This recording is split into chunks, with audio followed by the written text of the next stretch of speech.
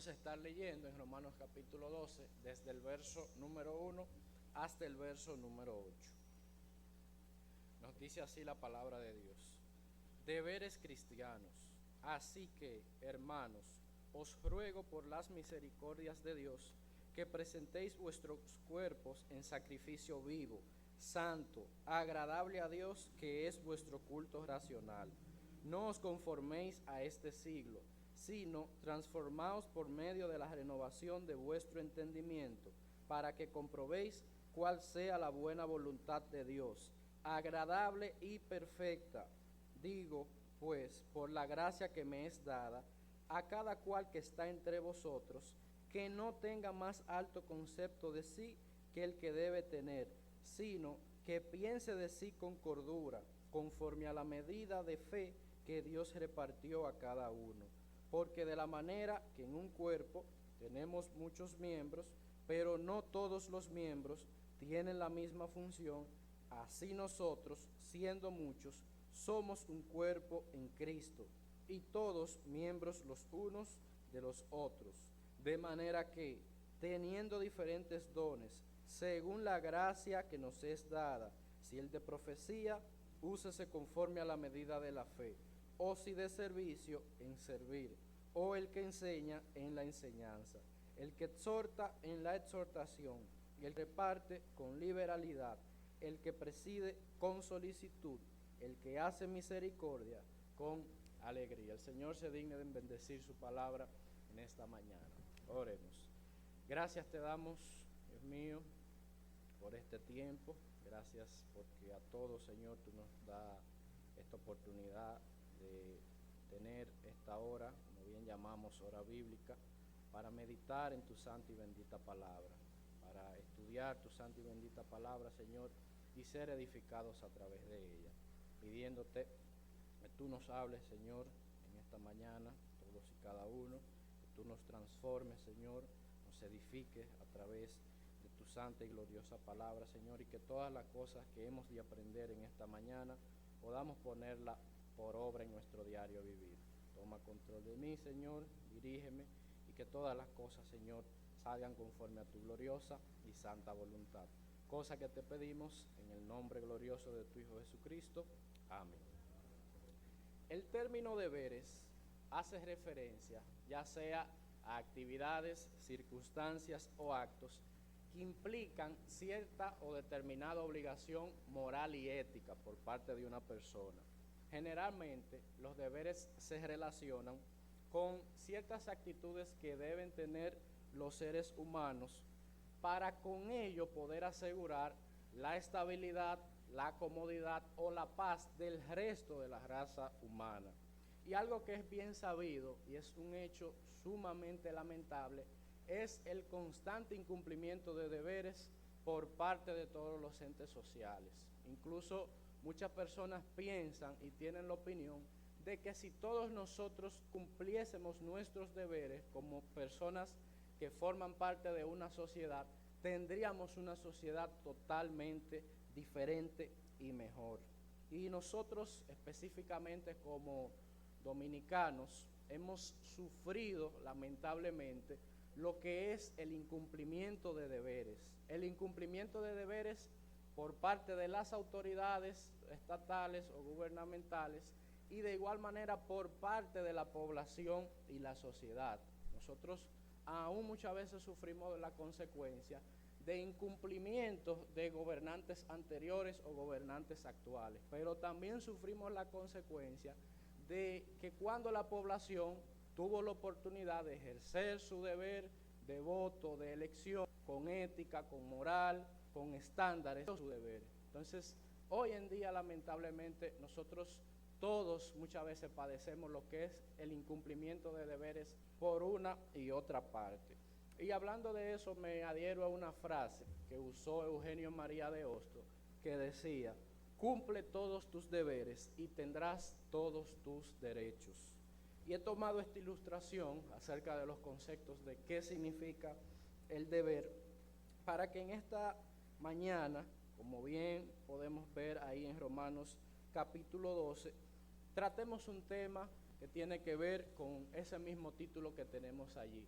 los deberes cristianos. Y vamos a estar viendo esto bajo el tema nuestros deberes como cristianos. Y para poder tener una mejor comprensión, un mejor análisis de la palabra, del capítulo, este tema lo estaremos viendo generalmente en 4 puntos. Nuestros deberes como cristianos en 4 puntos diferentes. Pero hoy, bajo la voluntad de Dios, solo trataremos 2 de esos puntos. Y esos puntos se encuentran del verso 1 hasta el verso 8. Hoy, bajo la voluntad del Señor, estaremos viendo nuestros deberes como cristianos bajo los puntos de nuestros deberes generales como cristianos y de igual manera nuestro autoconcepto o autovaloración como creyentes. Y viendo el primer punto acerca de nuestros deberes generales como creyentes, esto lo podemos ver en los primeros 2 versículos que leyésemos del capítulo número 12 de Romanos, donde aquí se nos va a dar deberes generales como cristianos y de manera muy puntual. Y lo primero que nos dice el verso 1, así que hermanos, os ruego por las misericordias de Dios, que presentéis vuestros cuerpos en sacrificio vivo, santo, agradable a Dios. En la antigüedad, el pueblo de Israel, el pueblo judío, como bien sabíamos, hacía ofrenda de animales para presentar adoración al Señor. Pero nosotros sabemos que hoy en día, ya con esa obra magnífica del Señor Jesucristo en la cruz, esos sacrificios quedaron sin efecto. Entonces, cuando a nosotros se nos expresa de que debemos presentar vuestros cuerpos en sacrificio vivo, santo y agradable, la exhortación que quiere hacer aquí es que nosotros debemos entregar nuestra vida completamente al Señor. Nosotros debemos entregarnos por completo, de manera plena y no de manera parcial, a nuestro Señor totalmente. Y cuando hablo de entregarnos al Señor totalmente, aquí yo quiero hacer una aclaración, porque nosotros tendemos a confundir que entregarnos al Señor es simplemente entregarnos a su obra y ya. O sea, como la única parte donde yo muestro entrega por el Señor es en la obra y en las actividades que se realizan en la obra.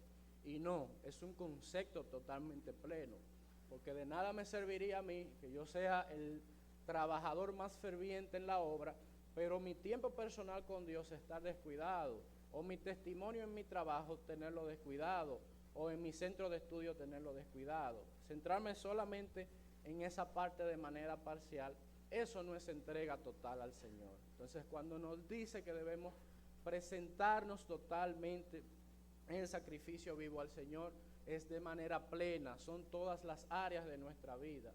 Es que desde que yo me levanto hasta que yo me acuesto, todo de mí debe pertenecer al Señor.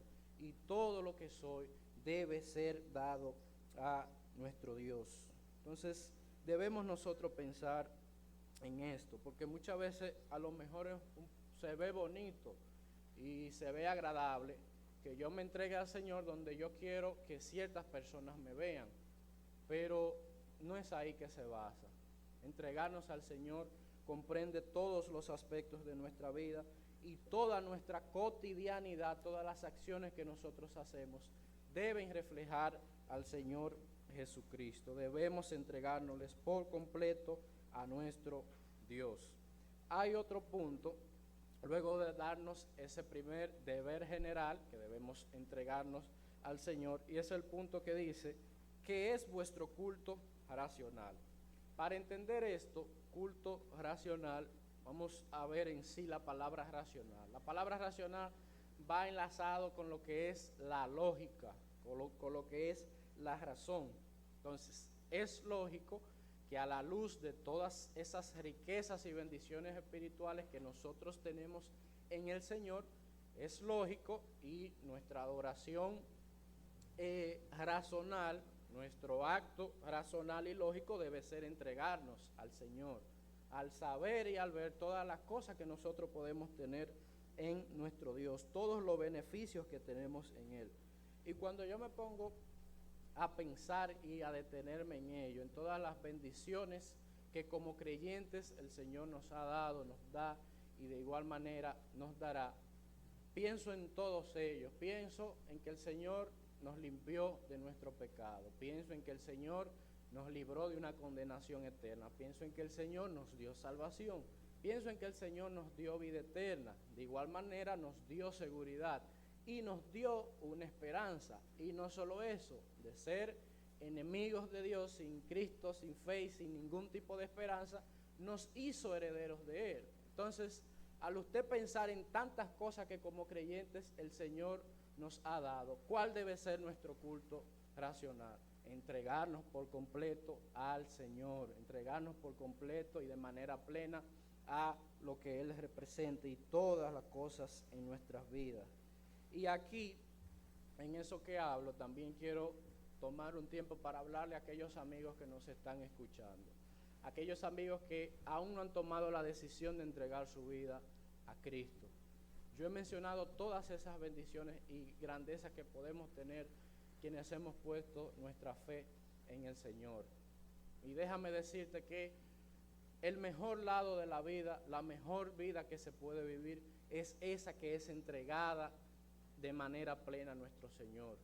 Pues ya hemos visto todas las riquezas espirituales y todas las grandezas, todas las cosas que el Señor hace por nosotros y ha hecho.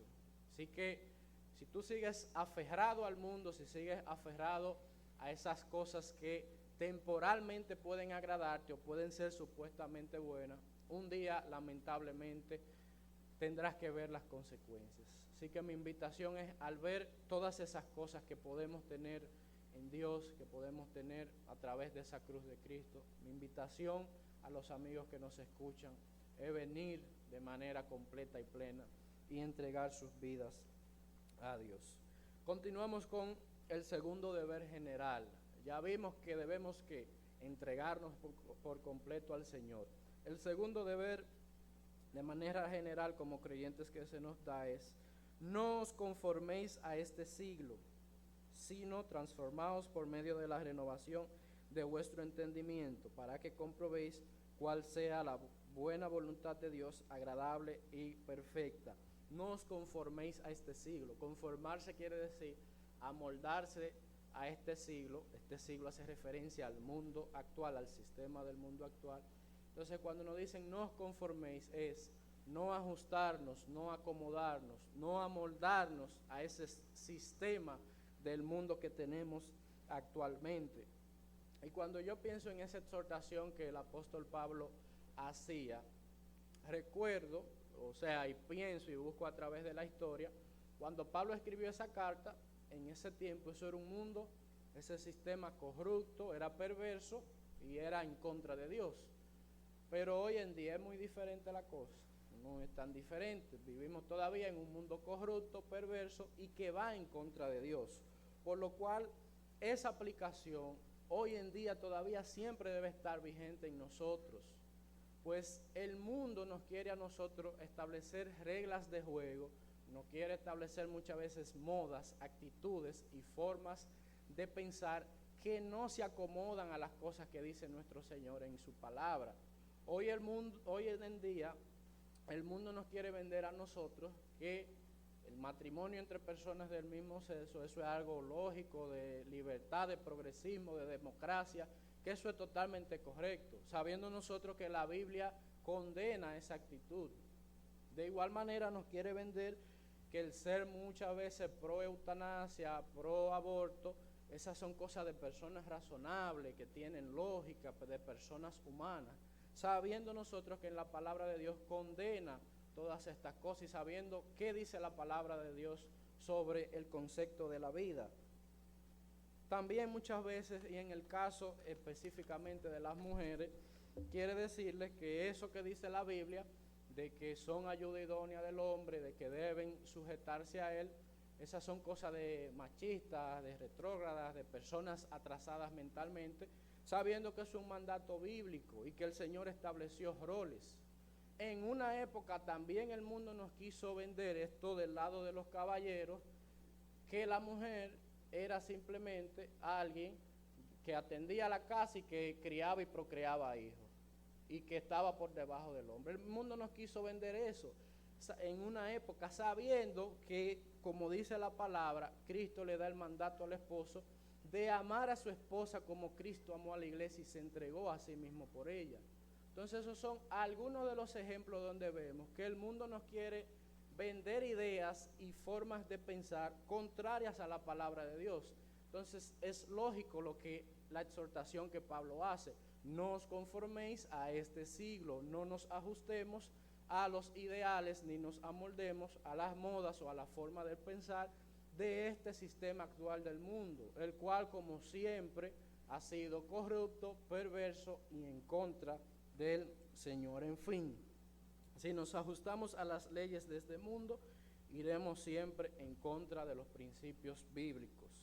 Así que menos molde del mundo, menos influencia de parte del mundo, que moral y espiritualmente están totalmente destruidos, y estemos más acomodados a Dios y a su palabra.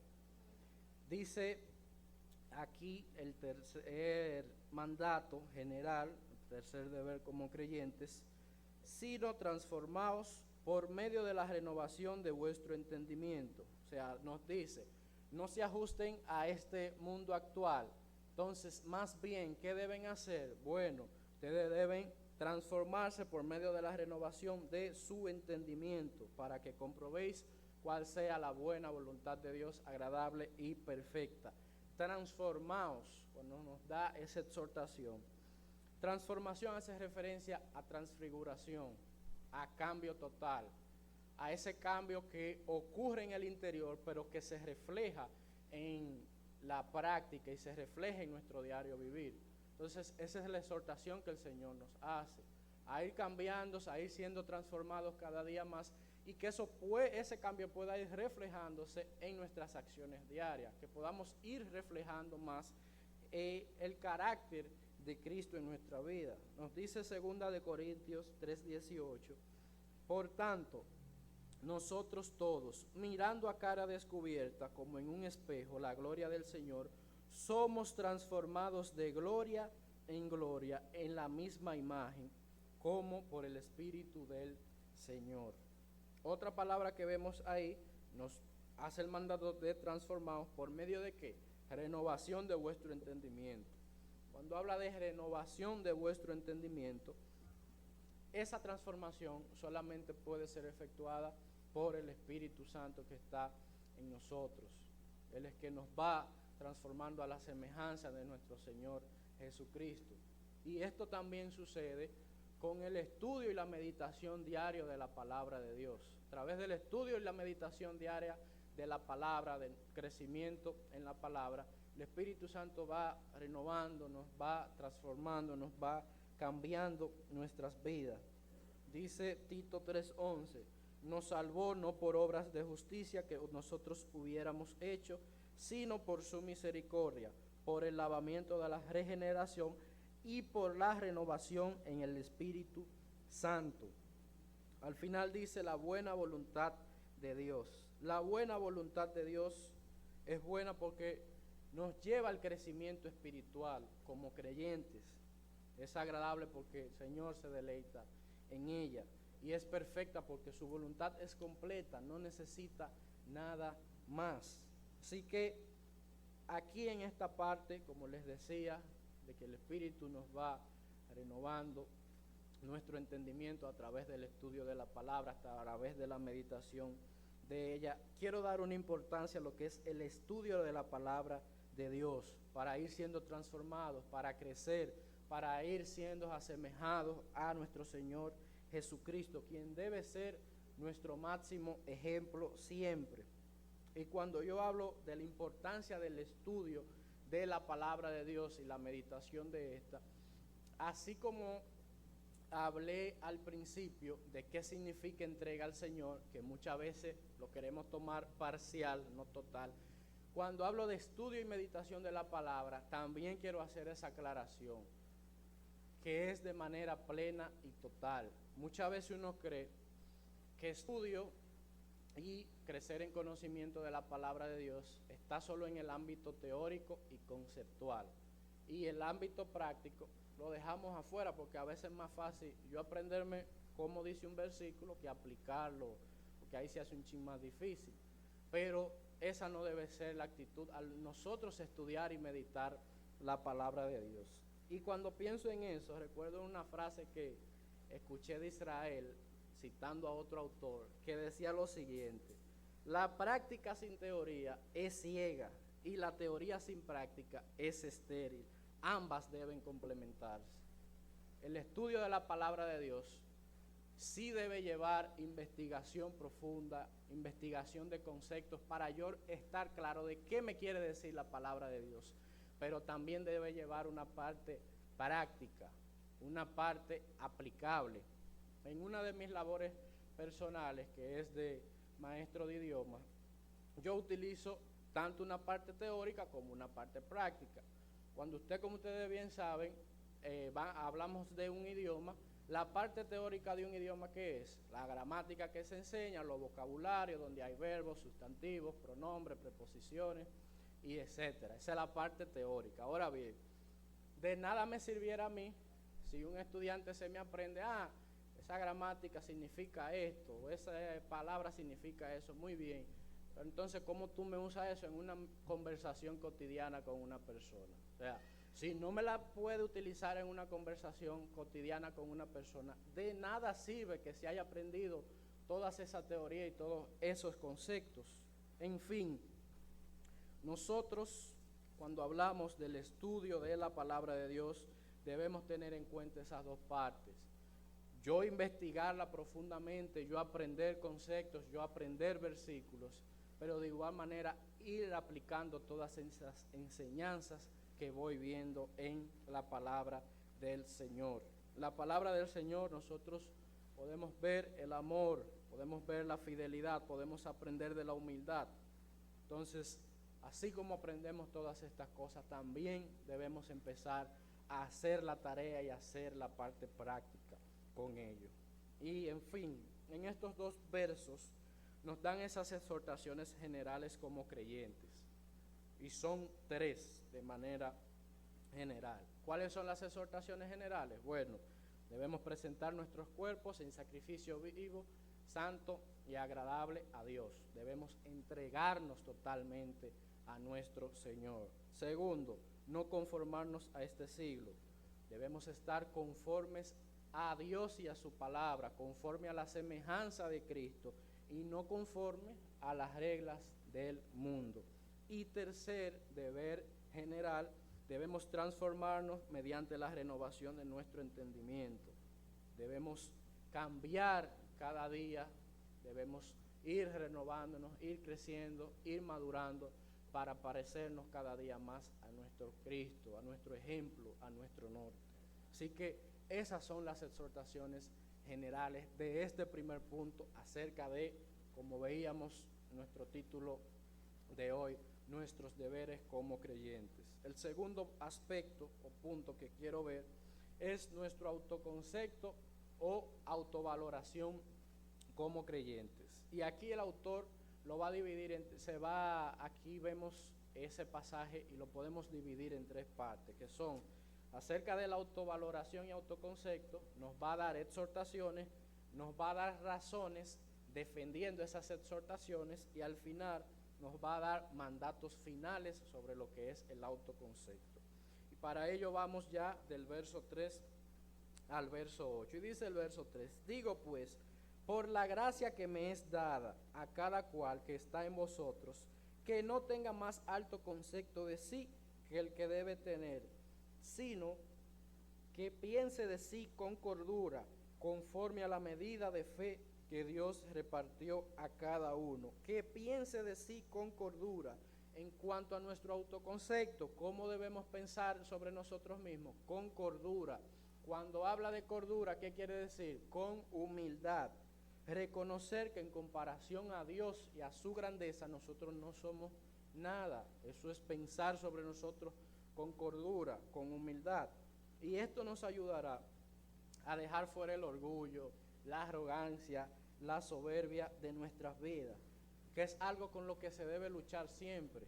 Y la arrogancia, el orgullo, en sentido general, la soberbia, no es una lucha solamente de jóvenes o solamente de adultos, es de todos, porque en el caso de los jóvenes, nosotros muchas veces podemos luchar con esa arrogancia y ese orgullo cuando como jóvenes vemos que las cosas nos están saliendo bien, tenemos energía, tenemos brío, tenemos muchas habilidades, tenemos mucha fortaleza y a veces podemos creer que nos podemos llevar el mundo por delante y nosotros debemos luchar y pensar en nosotros con cordura para no cometer esos errores.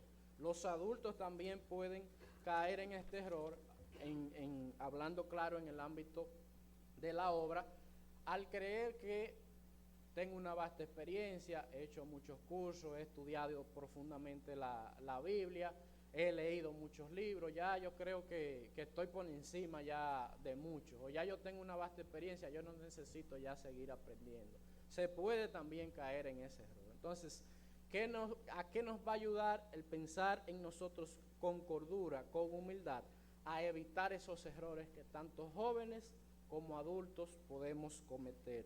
En segundo lugar, nos dice en la segunda parte, sino que piense en sí con cordura, y la parte que sigue, conforme a la medida de fe que Dios repartió a cada uno. Cuando hablamos conforme a la medida de fe que Dios repartió a cada uno, eso de medida de fe habla del don que Dios nos dio a cada uno para utilizarlo en su obra, para utilizarlo en el cuerpo de Cristo. ¿Y qué es lo que quiere decir? No es que yo voy a pensar en el don que Dios me ha dado para decir, wow, soy superior a los demás porque tengo este don. No, sino que al pensar en ese don que Dios me dio a mí, al pensar en ello voy a saber, espérate, ese don fue Dios que me lo dio, entonces yo no tengo por qué sentirme superior. Yo no tengo por qué sentirme mucho mejor que los demás, no, porque eso fue Dios que me lo entregó, eso yo no me lo gané ni me lo merecía. Eso es algo que viene de Dios. Así que al pensar conforme a la medida de la fe que Dios nos ha dado, de igual manera eso va a crear en nosotros una actitud de humildad, una actitud de mansedumbre. Entonces, aquí vemos, como les decía, sobre la autovaloración, los dos conceptos las dos exhortaciones que Pablo quiere dar. Piensen de sí con cordura, que es humildad, y piensen de sí conforme a la medida de la fe que les ha sido dada. Ahora bien, Pablo con razonamientos lógicos va a defender esos dos deberes. O sea, estos son los deberes de ustedes. Ahora, ¿por qué ustedes tienen que cumplir esos deberes? Dice el verso 4. Porque de la manera que en un cuerpo tenemos muchos miembros, pero no todos los miembros tienen la misma función, así nosotros, siendo muchos, somos un cuerpo en Cristo y todos miembros los unos de los otros. Entonces, aquí nos va a dar tres razonamientos. En primer lugar, todos somos un cuerpo en Cristo. Si todos pertenecemos a un mismo cuerpo, debemos entonces pensar con humildad y con cordura, porque no vamos a estar pensando que yo soy mejor que tú si estamos perteneciendo a una misma obra y a un mismo cuerpo de Cristo. En segundo lugar, todos representamos un mismo fin y trabajamos en un solo cuerpo, así que debemos tener una actitud de humildad, pues nadie está por encima de nadie. Entonces, si trabajamos en un mismo cuerpo, se supone que nosotros trabajamos todos por un mismo objetivo, por un mismo fin.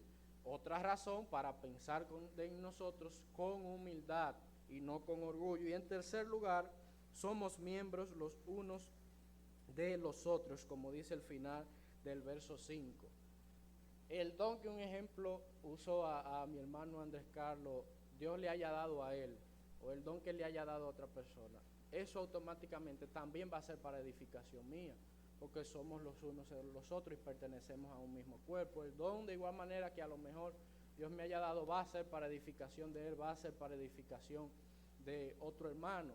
Entonces, si el don que Dios te ha dado a ti edifica a los demás hermanos y ayuda a la obra de Dios y al cuerpo de Cristo, y el mío también, entonces es una razón mucho más fuerte para saber que debemos seguir pensando en nosotros con cordura, con humildad respecto al don que Dios nos ha dado. Entonces vimos dos deberes sobre el autoconcepto nuestro.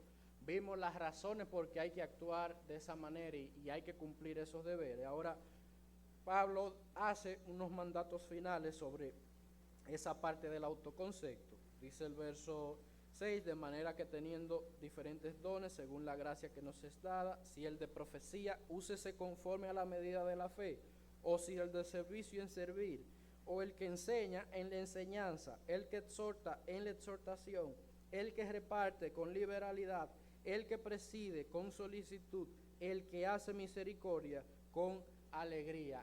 Estos mandatos finales se resumen en lo siguiente. En primer lugar, nosotros debemos usar los dones conforme a la medida de la fe, lo que expresamos en el verso 3.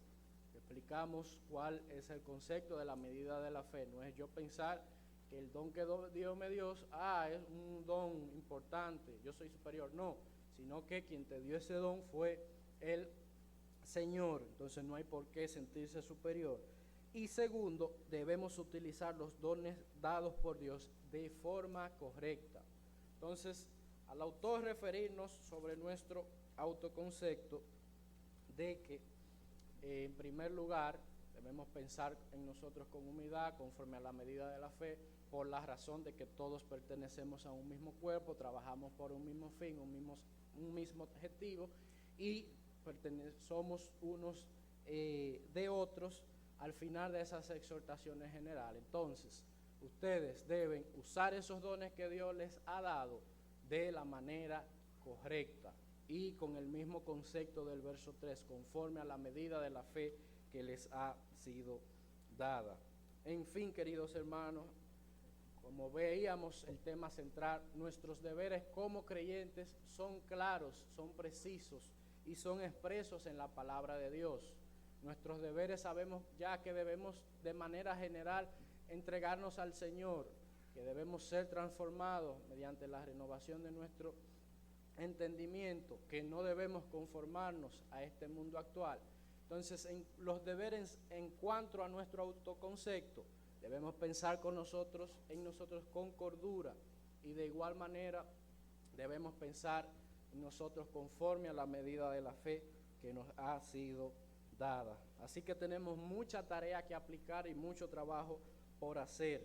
Así que cada día nosotros debemos asemejarnos más a Cristo, y eso es lo que nos va a ayudar a esto. Entonces, quien debe ser nuestro norte, nuestra meta a seguir, y lo que nosotros debemos alcanzar es esto, es asemejarnos a Cristo. Y mi más profundo deseo en esta mañana es que nosotros nos esforcemos, demos todo por cumplir esos deberes que como creyentes el Señor nos ha mandado y nos ha puesto. Así que apliquemos todas estas cosas en nuestro diario vivir.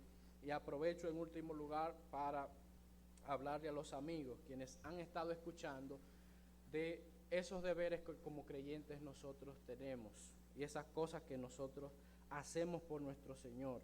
Y nosotros anhelamos fervientemente trabajar por el Señor, vivir por el Señor, porque un día entendimos que esa que estaba ahí era la mejor vida, esa que estaba ahí era la mejor parte que nosotros podríamos tener, porque tenemos todos los beneficios y todas las ventajas que ser humano alguno puede tener. Así que mi deseo y mi exhortación en esta mañana es que tú, querido amigo, salgas de ese mundo donde su fin está escrito, que será perdición y destrucción total, y pases al otro lado donde también su fin está escrito, que es salvación y vida eterna. Pídele perdón a Dios por tus pecados, reconoce que eres pecador y acéptalo como único y suficiente Salvador de tu vida. Dios les bendiga.